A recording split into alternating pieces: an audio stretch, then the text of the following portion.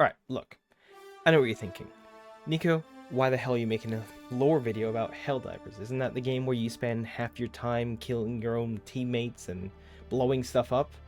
Well, yeah, it's a 100% accurate description of the game, but here's the thing. Helldivers isn't just a chaotic mess of explosions, accidental friendly fire. It's actually one of the most glorious, dumb, and brilliant sci-fi satires ever made. And that's coming from someone who has got 3 accounts, 700 hours, and they're all maxed out on levels. And, you know, I've been screaming at friends, getting smashed by bugs, and calling in orbital strikes that somehow always hit my own squad or me personally. So buckle up, because today we're diving headfirst into Helldivers and the entire Helldivers lore. So we'll start with Earth's meltdown.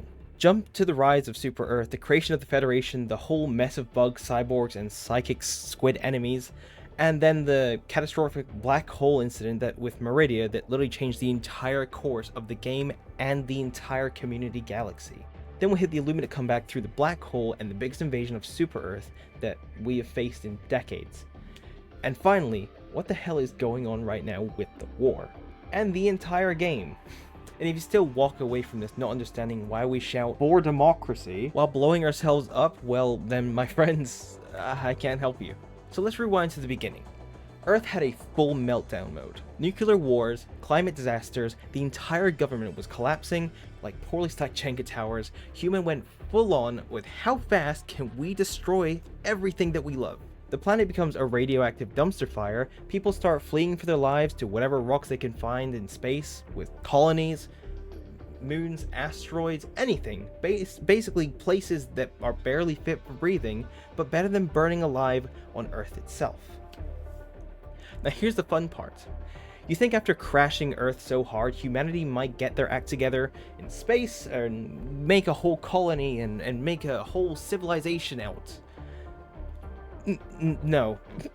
Instead, these colonies make mini anarchies ruled by whatever corporate warlord has the best guns, the most brutal PR, anything that could probably help them. It's basically like a cosmic episode of Game of Thrones, except everyone's wearing space helmets and yelling in 6 different languages, and still not even understanding each other. But fast forward to 2044 AD, and the biggest colonies decide, alright, enough chaos, let's try governing together. And that's when they form the Federation, a shiny new galactic government promising peace, order, and of course, democracy. A decade later in 2054, the Federation gets ambitious. They figure, what if we just fix the old radioactive rock that we just blew up and make it a jewel of the galaxy again? So they start rebuilding Earth, but with a twist. They wipe it clean slate and brand it as Super Earth, trademark, a shining symbol of civilization done right. But here's the kicker. Super Earth isn't a democracy the way that you think about it. It's what they called a managed democracy, trademark, and it's basically an AI that says, you get to vote, but only for the things that we want you to vote for in what choices. Behind the shiny slogans and massive propaganda campaigns, the government basically runs everything through 4 giant ministries, and even more, that control every aspect of your life and your control of Super Earth. The Ministry of Truth, whose entire job is to rewrite history and make it look like Super Earth has never done anything wrong in its entire history.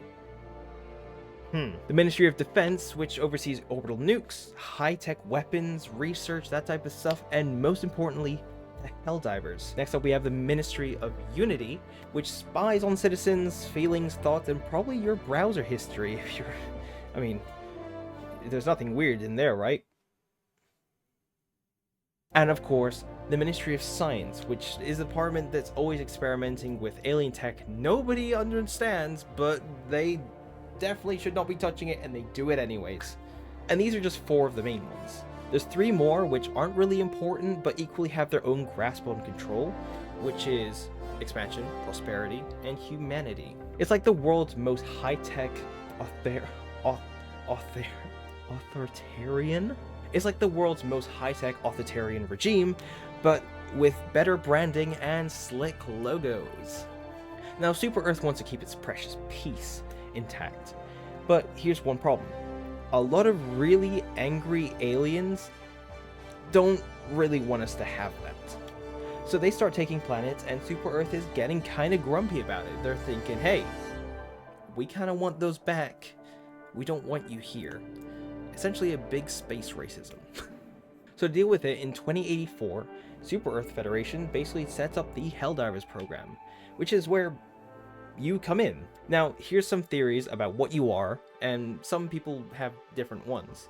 Some people theorize that you're a clone, as some folks think, but no, you're genuinely just a regular citizen who gets trained for like 2 minutes, armed, frozen in a cryopod, and then dropped in, and basically defrosted from orbit, and then some nasty bug-infested death pack planets in the galaxy basically maul at you, and you just die. You fight, you die, and then when you do, another Helldiver basically comes in and replaces you, like nothing ever happened to carry on the mission. It's brutal, it's unglamorous, the Federation loves using it as a propaganda show, and with complete live broadcast to Super Earth and anything else about that, with people screaming for democracy as you inevitably shoot your own teammate in the face. Fun fact about Helldivers: their average lifespan is 2 minutes. 2 complete minutes of you drop in, you look around, and you just die.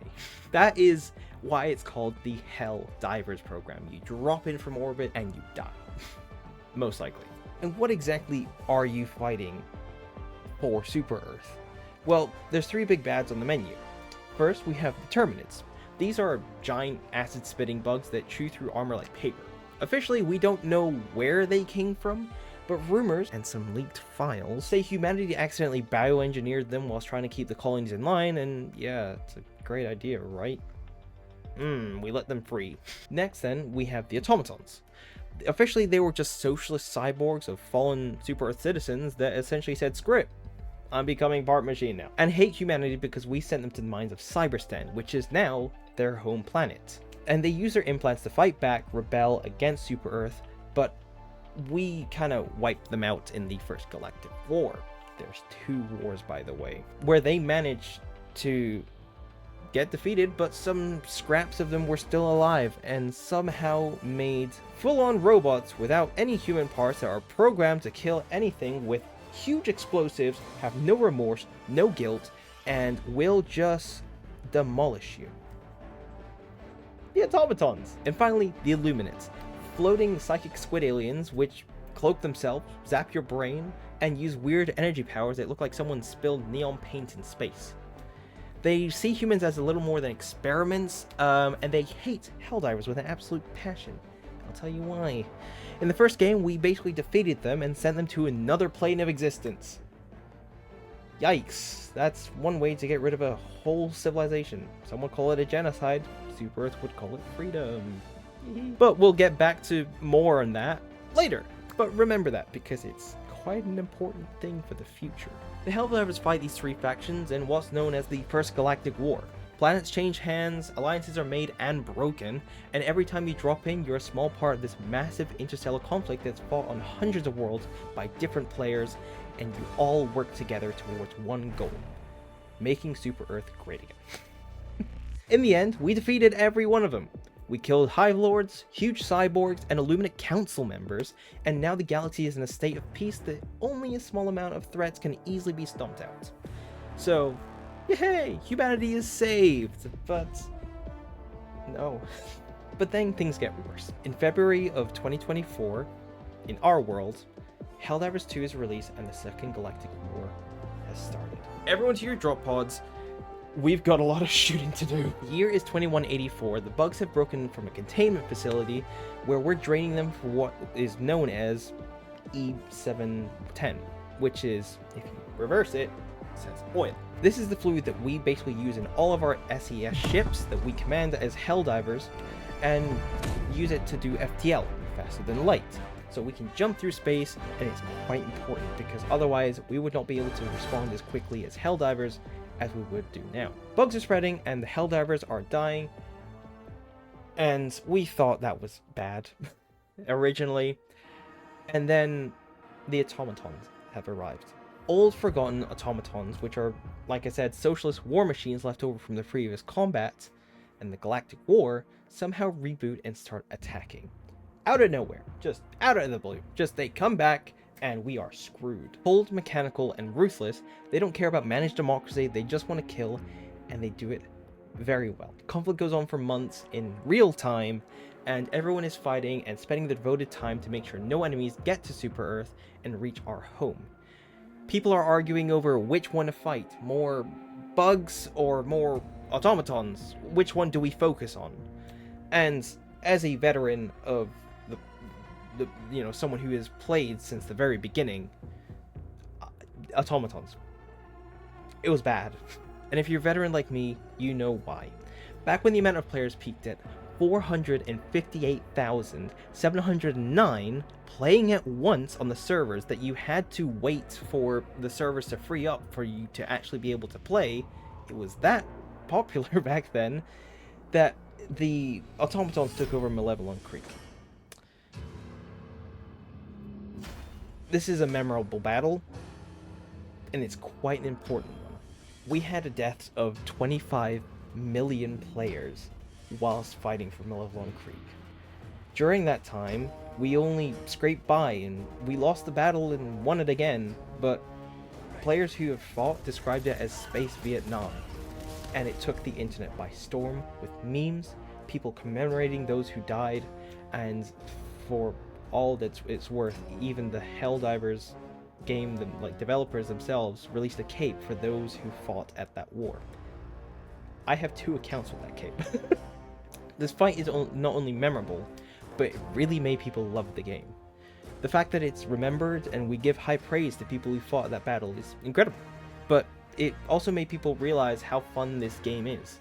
That we make up our own lore as well as the one that's given to us as a community, and we can remember it as a history and make it something that's truly special to us. The fight carries on for even longer, and things tend to get pretty regulated. We've pushed back both fights, and we kept them to a reasonable distance from Super Earth. So far, the automatons were actually wiped out for a small period of time. Like, you could not fight them because we remember what they did to Creek. We wanted that gone. We wanted them gone for what they did. And things were pretty good for a while. We wiped the automatons, we got more bugs, but we pushed them back. And then we enter Meridia. Now, Meridia was originally just a normal planet. A planet that was just kind of, how do I call it? A breeding ground. It was basically just a terminated hive planet where, Meridia was one of the biggest hotspots for the worst decisions in Federation and Super Earth history. Essentially, the bugs have made it their home planet and have made it their breeding ground. Right? So they're reproducing a lot. That's really not good because we need to get rid of them. It eventually becomes so unstable with the amount of bugs on the planet that we had to try and wipe them out. And I mean wipe them out for good. The Ministry of Science, you remember them, basically ordered all Helldivers to dump an experimental, highly unstable substance called dark fluid into the planet's core. Spoiler alert, this goes very wrong. Meridia collapses into a black hole, which is bad already, but we got rid of the Terminids, so hey, that's cool, right? Yes, I guess, if you consider a black hole good. But eventually, the worst thing happens, and this is why it's the worst decision that Super Earth have ever made. Slowly, Meridia starts floating towards Super Earth at a high speed, meaning that everything we know and love will eventually get wiped out by a black hole, and the game will be over. That's right, the Federation's greatest weapon that we used against bugs and all that was around it essentially became a ticking time bomb, and we had to stop it. So we started putting little resonators and little things that would eventually slow it down and put it to a halt. Then come some old friends out of nowhere but the shadows. The Illuminates, the squids, if you will, making a full-scale return because of this cosmic wormhole. The scraps of Illuminate that somehow survived the first wipeout of getting sent to another plane of existence in the First Galactic War gain confidence and start attacking Super Earth affiliated planets in hopes that they can use Meridia to somehow return their lost colony from when we banished them out of existence in the First Galactic War. You remember how I said the wipeout was important? This is it. They bring new and terrifying enemies with them, giant stingrays, massive flesh monsters, massive warships, and they make everything else that automatons or bugs have brought look like absolute toys, like absolute playthings. Fast forward to May 2025 when the Illuminate launched their biggest attack yet, a full-scale invasion of Super Earth. Everyone came to arms, and just when you think it can't get worse, the black hole Meridia tears open into a giant gateway, essentially. And you could have seen it live as well. They had a full, station, a space station that you could link up in a live stream and control to watch it all happen.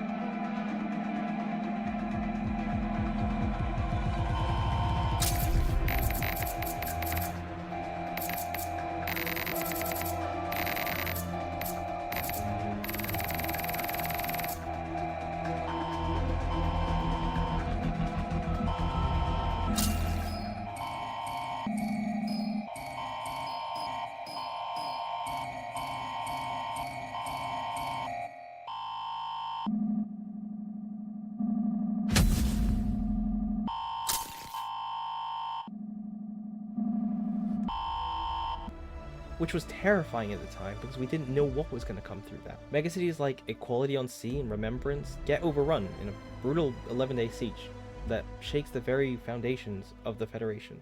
Helldivers fight tooth and nail to hold the line. We're spending days, hours, every waking moment to make sure that Super Earth is not lost, and we will avenge those who have perished at the hands of the Illuminates. We used rebuilt orbital platforms like the Democracy Space Station, which was essentially a huge space station that could send lasers, fighter ships down, anything just to hold the line and make sure that the invasion is slowed down. And we used them to blast enemy fleets out of the sky, and unfortunately they blasted the DSS out of the sky as well, and it had to retreat, but we got it back!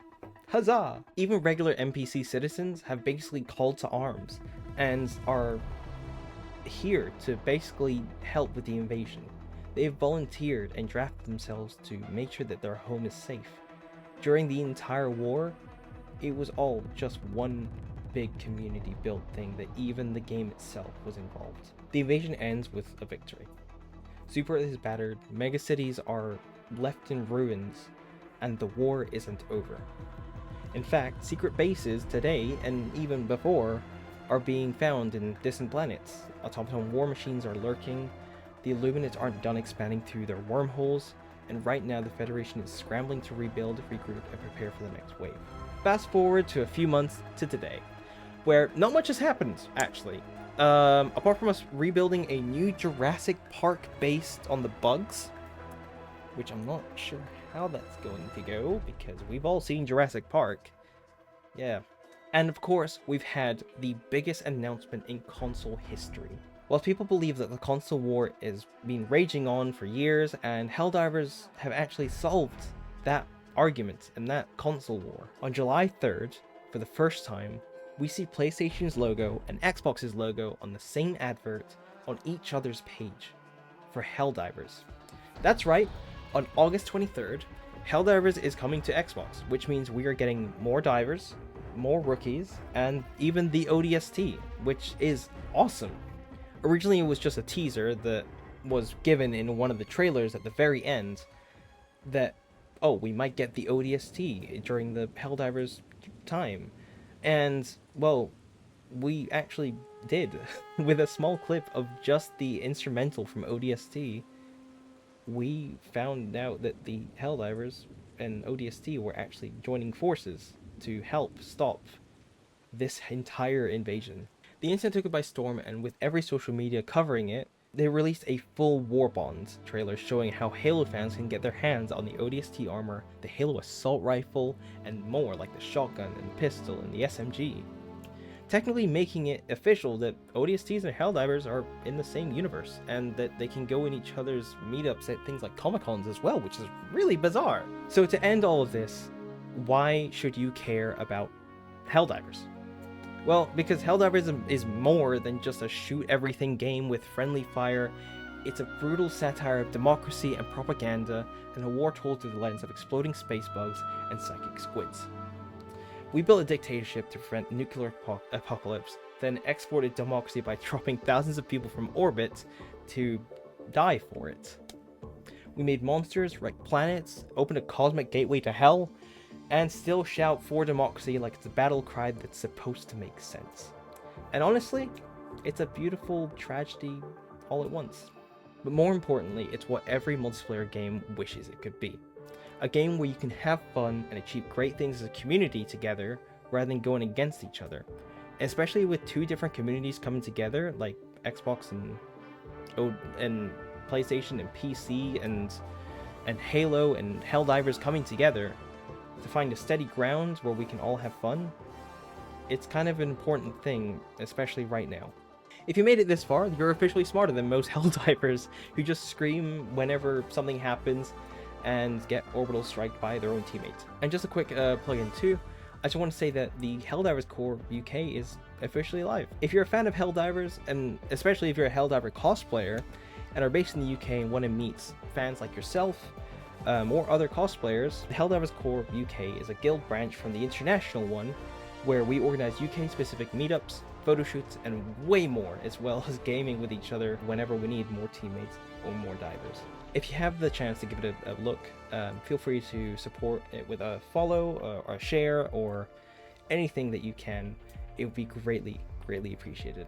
And if you want to join the guild, just feel free to give me or the core, social media, or even one of the admins a message saying that you want to join, you're a cosplayer, and you want to make a difference. Feel free to give us a message. And with that being said, feel free to subscribe for more stuff like this, more kind of lore coverage and updates on Helldivers. And if you want to see more like this, then make sure to leave a like and comment your dumbest Helldiver death story, or even funny moments that you've had during the gameplay, or maybe even your favorite moment.